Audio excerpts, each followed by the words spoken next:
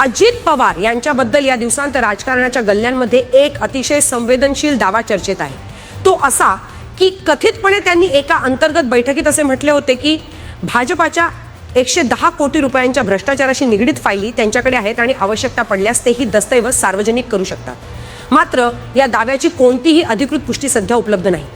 पण social media आणि राजकीय सूत्रांवरून ही बातमी वेगाने पसरविण्यात आली, ज्यामुळे महाराष्ट्राच्या राजकारणात भूकंप झाला। कारण अजित पवार कोणी लहान नेते नाहीत, तर राज्याचे उपमुख्यमंत्री होते आणि सत्तेच्या केंद्रात असलेले नेते मानले जातात। अशा परिस्थितीत जर खरोखरच त्यांच्याकडे एखाद्या मोठ्या भ्रष्टाचाराशी निगडीत दस्तऐवज असते तर ते भाजपासाठी एक मोठे राजकीय संकट निर्माण करू शकले असते।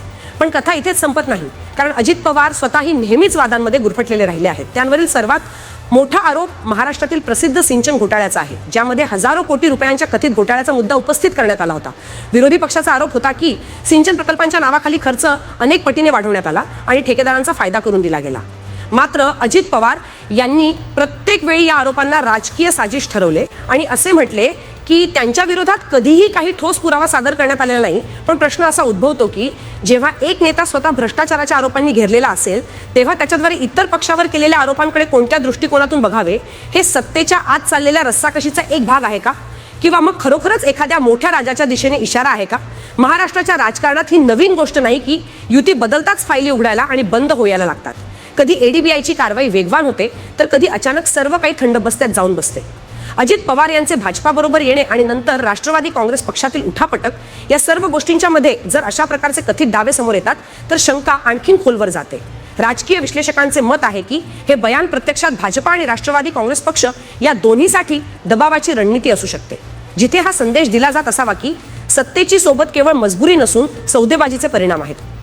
तर दुसरीकडे भाजपाच्या तर्फे या आरोपांना पूर्णपणे बेबुनियाद आणि राजकीय नाटक ठरवण्यात आले आहे।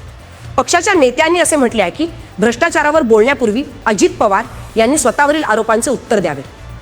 पण जनतेच्या मनात प्रश्न तरीही राहून जातो की जर अजित पवार यांच्याकडे खरोखरच काही फायली नसत्या तर अशा प्रकारची बातमी बाहेर का आली, आणि जर खरोखरच असत्या तर आतापर्यंत ती सार्वजनिक का करण्यात आली नाही?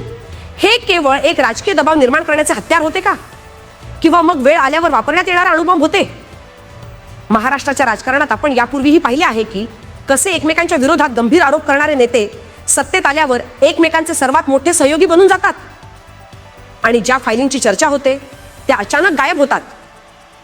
अशा परिस्थितीत ही कथित 110 कोटी रुपयांची फाईल देखील त्या राजकारणाचाच एक भाग बनते दिसते, जिथे भ्रष्टाचार हा एक मुद्दा कमी आणि सत्तेची किल्ली जास्त बनलेला आहे।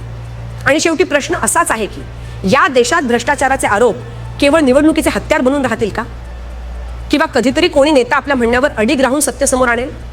कारण जोपर्यंत जबाबदारी पार पाडली जाणार नाही तोपर्यंत प्रत्येक नवा दावा केवळ एक नवीन राजकीय गोंधळ बनून राहील।